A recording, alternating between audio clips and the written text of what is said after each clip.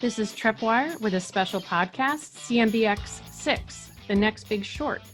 I'm Martha Kocher with Trepp, a data modeling and analytics firm for the CMBS, commercial real estate and CLO markets. I'm with Manus Clancy, Senior Managing Director, and Joe McBride, Head of CRE Finance. And joining us today are two guests from MP Securitized Credit Partners, Catie McKee, Managing Director, and Dan McNamara, Principal. CMBX 6, one of a set of commercial real estate mortgage indices. This one, which originated in 2012, became a popular short with investors who bet that mall and retail closings were an irreversible trend, creating a cascade of CMBS retail loan defaults. When we first wrote about it, investors shorting CMBX 6, that is, no one envisioned an economic shutdown from a pandemic. But here we are. Welcome, Catie and Dan. Dan and Catie, before we get into CMBX specific questions, how about you give us a couple minutes on MP and what your strategy is, how long you've been around, and what you're focusing on now? Sure. MP has been around since 2008. It's a structured products hedge fund. It has a heavy focus on CMBS. It's about 3/4 invested in CMBS and the rest in RMBS or ABS. Really, we've been involved in CMBS across the spectrum, from legacy CMBS to new issue CMBS to SASB and CRE CLOs. The actual firm itself started in 2008 at Front Point. Our actual hedge fund goes back to 2008. And Mark Rosenthal and Noel Severese founded it at Front Point in 2008. And you know, you're well known, along with a couple of others, for your big CMBX 6 short. When did you put that on, and what made this a better short than perhaps shorting a mall REIT or REITs or individual retailer stocks at the time? Sure. I think I can answer that. I would say, I think everybody in our market is pretty familiar with the Alder Hill white paper that came out in early 2017. So we can't take full credit for coming up with the idea, but we actually didn't put it on at that time. We thought it was a little bit early. I think the main pushback from investors that we heard was just the negative carry that you would have to pay between then and 2022 loan maturities. So we actually didn't put it on until probably 18 months later, mid-2018. I think Alder Hill had actually come out with a second white paper by then. And we felt a little more confident that we were a little closer to maturity. We also originally actually had a basis trade on where we were long CMBX 7 and short CMBX 6 to make it more carry neutral, and also because we'd done all the full underwriting and we thought that regardless of how bad retail got, that CMBX 7 malls would always fare better than CMBX 6 malls. So it started as that, and it actually, that basis trade I think worked a little quicker and better than maybe we had expected. So we ended up, by the end of that year, we were left with just the outright short 6 side of the trade. And then to answer the second part of your question, you know, I think by the time we really got involved, some of the other opportunities in other debt and equity markets to short distressed retail had kind of already played out. So if you look at CBL, for instance, you know, 5 years ago, it was trading at $20 stock price, and by the end of 2018, it was already down at $2, I think. So it felt like a lot of the juice was gone. And I think for some of the lower quality mall REITs too, the dividend yields at that point were double digits. The short interest was high. So it was actually a pretty expensive short to put on at the time, especially relative to CMBX, where you pay 300 basis points or 500 basis points running. So it just didn't make as much sense. We, at the time, had talked to a lot of crossover guys who were kind of echoing that sentiment. People who were not familiar with CMBS, but were looking for a way to short retail. And were willing to learn CMBS, which really says a lot, to be able to look at this opportunity, because they couldn't find feasible opportunities elsewhere in their normal markets. So I think that kind of just confirmed where we were thinking. Obviously, we're CMBS people, so it was easier to look at that trade idea too. And that's kind of where we ended up. Shorting CMBX 1 through 5 was obviously very profitable for people 15 years or 12 years ago, give or take. Was this your first foray into CMBX, or had you been actively in that prior to joining MP? I mean, I've traded CMBX 1 through 5 pre-crisis. I've been on the buy side and the sell side for 16 years in structured products. But in pre-2008, I was at UBS on the prop desk there trading CMBS. So I was very familiar with CMBX going back to those days. And I should be more clear, it was very profitable for shorts, certainly not profitable for longs, just to make that. Yeah, we were lucky enough to be on the short side back then. Unfortunately, the bank itself was not, but. And what, a lot has changed over the last 90 days. You've both earned a well-deserved reputation for really knowing the mall market. You were saying just before our call started that you were regular visitors to malls at various points to see how they were performing and so forth.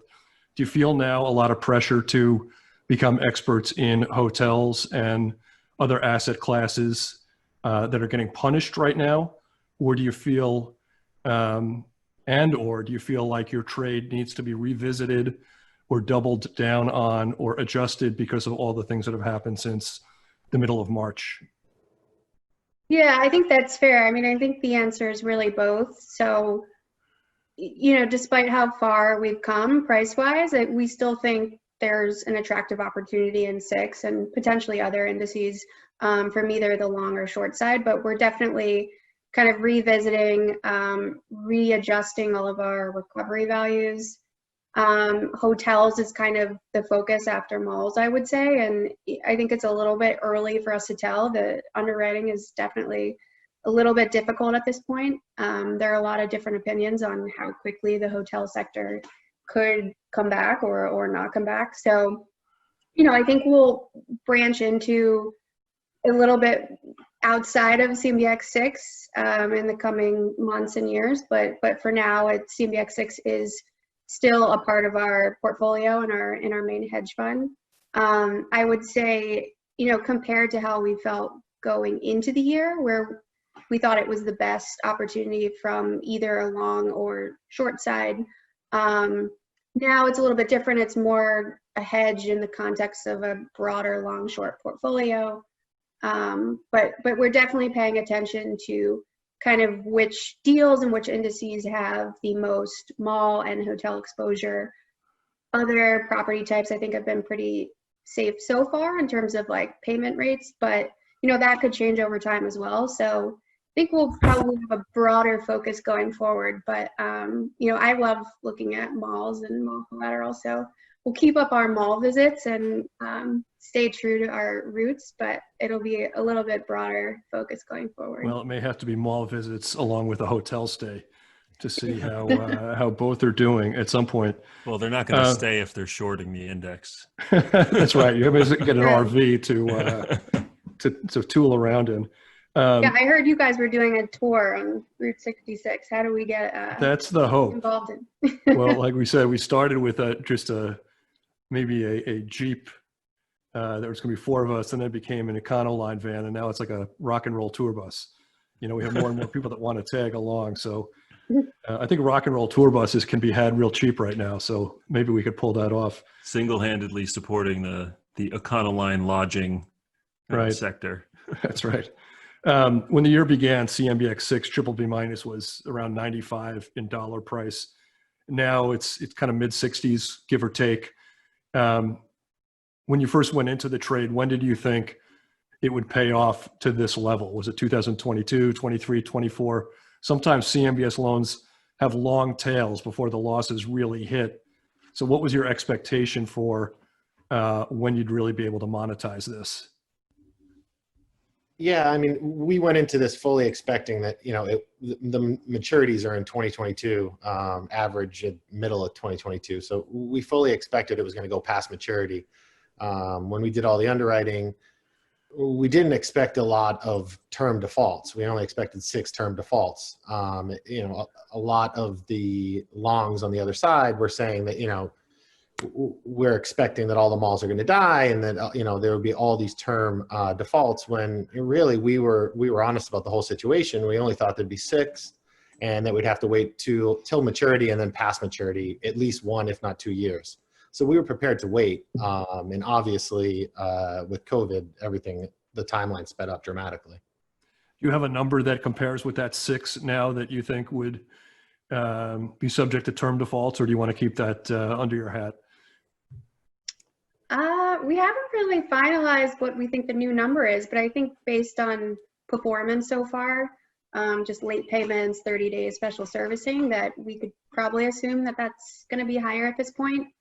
It's a little bit wait and see, because I think a lot of these mall owners will probably get some type of short-term forbearance, and then we'll kind of have to revisit in 2 to 3 months when it's time for them to start paying again. And that's maybe when we'll see defaults happen. But there were already a handful, probably at least 3 or 4 malls where the debt service coverage was already close to or at or below 1. So those we were kind of patiently waiting on anyway, and that might be the time for those. And then I think a lot of other ones, especially if we're seeing some retailers that don't open back up, that permanently close, or JCPenney closings, etc. That definitely pulls forward, I think, some of the defaults. So we'll see, but I guess to answer your question, it's higher. There has been a lot of press about you guys, of course, being on the short side, Carl Icahn being on the short side, a couple of big managers being on the long side. Is there any bias one way or the other right now that you could see, are longs outnumbering shorts or shorts outnumbering longs, or is it a fairly even flow right now for people on either side of that trade? I think that the actual numbers are, there's a significant amount of hedge funds on the short side of the trade. And it has been that way for a few years now. We saw in March, when the index started to really move, some crossover accounts, some distressed hedge funds, some hedge funds that are usually focused in the equity space come into our space to short the index.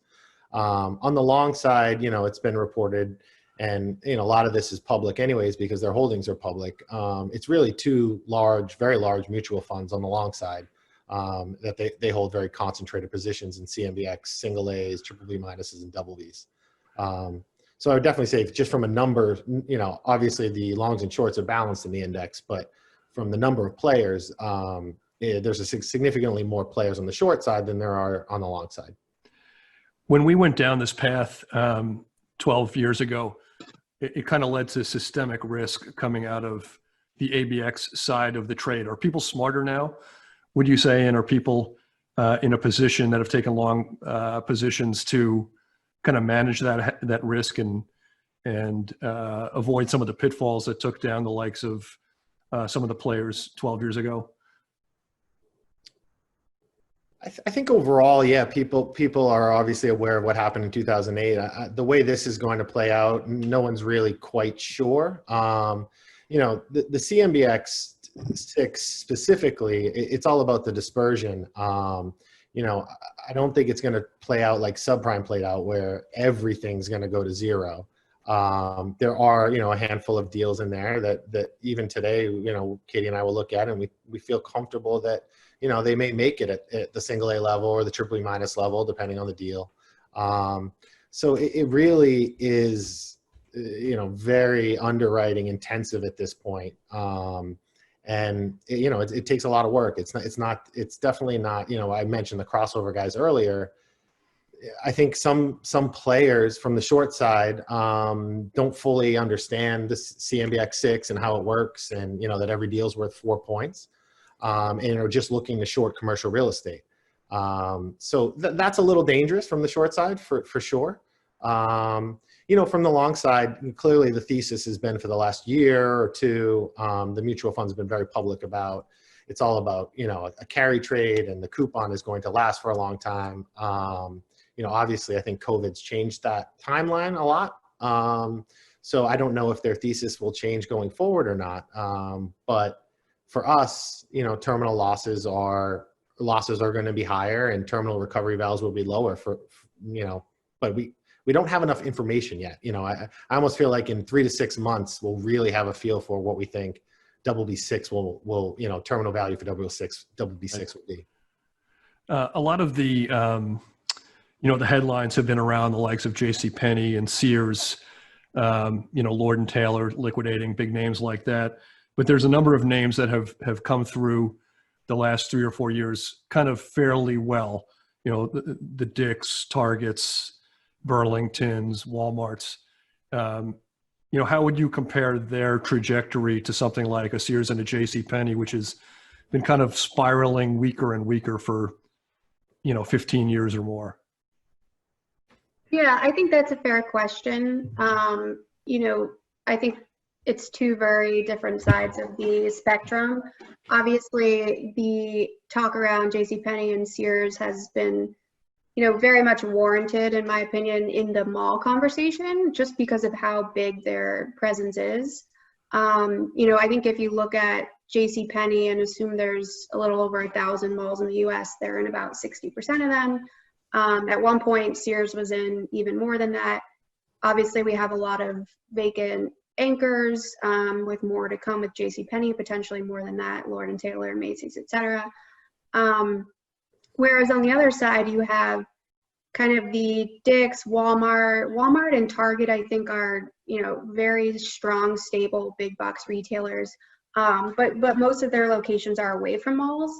I've actually looked at it and thought that Walmart and Target are actually competitors to some of the traditional department stores and competing for wallet share in a lot of ways. Both of them have really strong e-commerce platforms. I think that's helped. But even on a broader scale, I think if you look at department store like JCPenney or Macy's, who last year had negative comparable sales, and compare that to somebody like Walmart or Target that had, positive mid-single digit sales. It's just really two completely different tracks in terms of performance.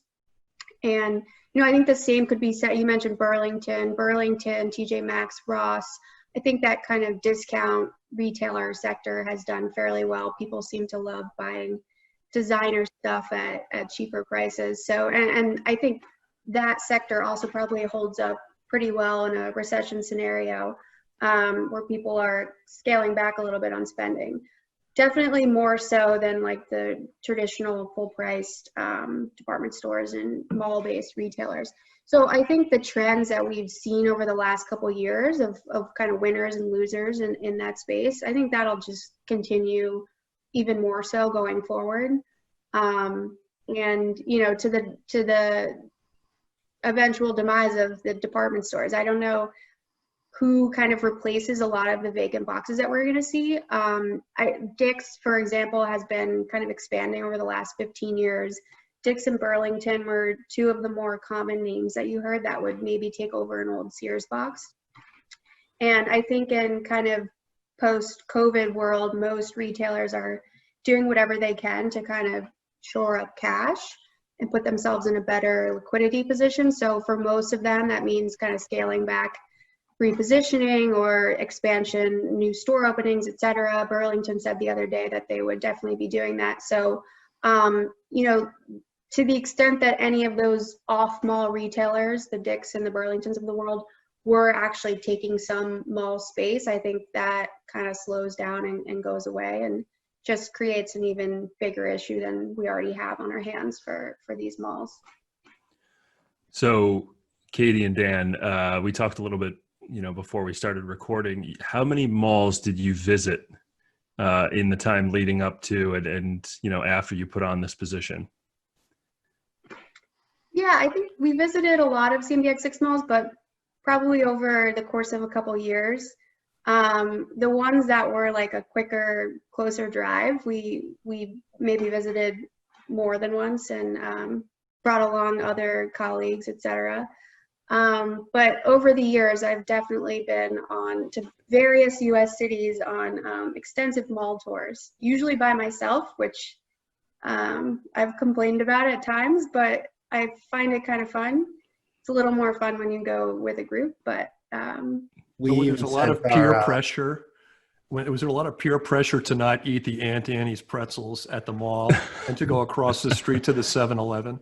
Like, we can't be helping the other side of the trade eating at the food court here. 100%. You need to talk to our boss, Mark Rosenthal. He forbids me from even buying a bottle of water in any mall that's in CMBX 6 or any short position. That sounds like my kind of guy. All in. Though we had a lovely lunch at the Olive Garden that was not part of the collateral of Crystal Mall. Yeah. It was delightful. Their wine list is fascinating. But we even sent our RMBS trader, Josh Nestor, to out to for the Vegas conference, which is more of a resi conference. We even sent him out to Fashion Outlets both years, which he thanks us for because he was very nervous. But I figured that way he'd lose less money gambling. So that's he great. He was very disappointed that the axe throwing place wasn't open yet when he was on there, but maybe next year. If that hasn't been sold, he's definitely going back. Back to the borrower side of things. To date, we've seen very little jingle mail. We've seen a couple of Washington Prime examples of them throwing the keys back over the last 2 or 3 years from loans that were made early last decade. The thesis has been, the better malls, the Simon malls, the old GGP stuff that has since been taken over by Brookfield, that would survive better, higher quality, better institutional support. How do you feel about that? Do you think that was true before COVID? And do you think that the thesis still holds, if it ever held, that guys with, Apple stores and higher end destination amenities would outpace some of the B's and C's? Yeah, I think it's a fair question. I think most people would agree that the Washington Prime and CBLs of the world are in the worst position just from a capital and the quality of their portfolio perspective. And to your comment about jingle mail, I think, a lot of these loans that were underwritten as either interest only or in general with low coupons, it kind of made term defaults less likely, which, Dan talked about before. We were expecting a lot of these to be maturity defaults. That's definitely sped up now. We're seeing the announcements by, Washington Prime even before COVID, but CBL more recently, in general on the CMBS malls where they're handing back the keys. I do think we'll still see a bit of that from, the Simon and Brookfields of the world. Of course, they're generally better positioned in this type of environment, but I think people overlook the fact that a lot of their CMBS malls, like particularly CMBX 6, are really like the bottom of the barrel in terms of where they are in their portfolio quality-wise. So over the years, we've seen Simon and GGP and, stronger mall sponsors hand back the keys all the time. They're smart, they're strategic about when they walk away from CMBS debt. So I don't think that changes. It's just, certain malls are better positioned to withstand it. And CMBX 6 in particular, I think are really just some of the lowest quality, and they'll be just as quick to walk away as maybe CBL and Washington Prime and other lower quality mall sponsors will be. There was certainly plenty of evidence of that 2010 and earlier, where Simon and GGP decided to walk away. So it wouldn't be something new, as you suggested. Before I get to my last question, I do want to give a public service announcement. Both Catie and Dan do tweet. I find their tweets really useful. They are very much on top of sales trends at many of the biggest retailers, what their trends have been over the recent earnings cycle, and so forth, where they're opening and closing stores, what their trends have been in terms of projected growth and so forth. So it has been a useful. What are your handles, guys? Mine's Dan J. McNamara. Very simple. I think mine's Catie 1130. Catie, But great stuff. I have you on my short list of things I look for every morning in case I missed news announcements, and frequently I do, and that's very helpful. Anything else for you, for Joe, before I go to my last question? Well, I just wanted to ask, I'm more of a CRE guy, obviously, very involved in a lot of this CMBX stuff as well from a product perspective. But yeah, I guess the most kind of interesting part of all of this to me is still the fact that, you guys can go out and investigate the performance of the underlying collateral with your own eyes. Do you have any, specific anecdotes or stories from trips that you took where you just said, wow, this is crazy, I can't believe no one else has thought of doing this? Or vice versa? Are there some diamonds in the rough in there? Or, did you ever break the rules, Catie? Did you ever buy a bottle of water at any of these malls? This is too good to pass up. Yeah, I mean, listen, I've been in a situation where I've gotten yelled at by a security guard for taking pictures, which is when the mall owner really doesn't want, evidence of the state of the mall getting out.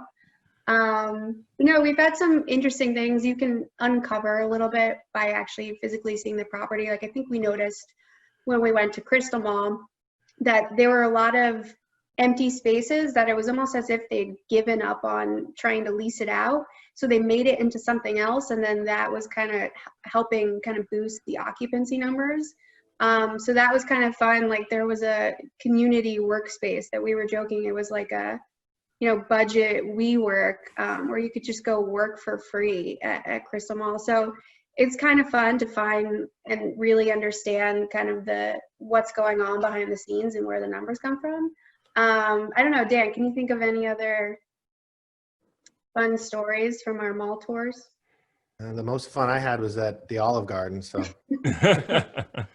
And Once what we do were you guys out- have? the not at the mall. inline collateral. nope. A couple of years ago, Morgan Stanley and others put out a number which said that, the inline guys had to average somewhere between 300 and 350 bucks a square foot to kind of make it work. Is that still kind of the operating assumption, or is it kind of higher or lower than that now? Yeah, I mean, it's a fair question. There's not a ton of transparency into, like, if you're looking at a specific mall, what the inline sales are for individual tenants. But they do have a little bit of wiggle room in that I think the rents that they get charged are somewhat of a reflection of what they're able to pay, rather than just one set rate for everybody. So Dan doesn't let me talk about occupancy costs, but for those that are familiar with how that works, they are able to, when their sales go down and their cost of rent is flat, their occupancy cost is said to go up, and that obviously eats into margin. So they usually use that as a bargaining chip with landlords to be able to negotiate rents lower. So there's a little bit of wiggle room there. Obviously, that's not great for the mall landlord who ends up collecting less rents. But I think if a mall landlord's desperate to keep the tenant, then they work with them in that sense. So I don't know what exactly, the break even would be, but that's kind of. I don't know if this will run afoul of what Dan was cutting you off of before, not talking about the expense side of things, but do you have a number in terms of percentage by which landlord expenses will go up as a result of COVID, higher janitorial, more cleaning needs, higher quality cleaning, new tools and so forth? Is that part of your calculus yet? It's not yet, just because no one's really giving enough numbers or information for us to be able to come up with a good assumption. But I think based on what mall REITs have said and retailers in general, it's going to be higher for some time. That's Right. That's all we know so far. Okay. Martha, anything else for you before we get to this last bullet point? No, but you've got my suspense built up for the last question here. So the last one we've had, if there were a sequel to The Big Short, The Big Shorter or The Big Short 2, I'm not sure what they'll Big call Shorter. it. The Big Shorter. Who would Bigger you want Short. to play you on the big screen if, if they had characters akin to Brad Pitt and Steve Carell and Christian Bale, who played the Big Shorters in the Michael Lewis screen version a couple years ago? Yeah, sure. That's a good question. Can I pick for Dan? I think I know. Sure. Yes, please. I'm gonna go out and say Dan probably wants Ben Affleck to play him, Oh, being that he's a Boston guy, and Okay. I would say Tom Brady if he was a better actor, although he was pretty entertaining in the golf match the other day. But He was. I think I'm gonna have to go with Ben Affleck for Dan. Dan's looking pretty happy over there. That's a pretty good call. listen, I'll take Ben Affleck. I mean, to be honest with you, my wife thinks I look like Vince Vaughn. So I like his movies, but he's significantly older than me, so I don't know what that says. So, as a Boston sports fan, and I've moved to New York 16 years ago, I'd take Affleck or Brady all day. Yeah, I think I need somebody pretty nerdy to play me. Maybe like a Natalie Portman. Ooh, that's a good choice. Yeah. I like that. Dan, do you want to throw in something for Catie, or do you want to play the gentleman here? Yeah, there's no upside there. I'm Thanks, guys, for joining us today. And Martha, I'll let you wrap it up. Yeah, with that, we'll close this special podcast. Thanks to our guests, Catie and Dan, and thanks to our producer, Keegan St. Ange. Join us later this week as we look at what happened during the week and how it may be impacting you. If you have a question, send us an email at podcast@trepp.com, and maybe we'll turn it into a special podcast. Until then, visit trepp.com for more info and subscribe to the Trepp Wire podcast with your favorite provider. Thank you for listening and stay well. All right.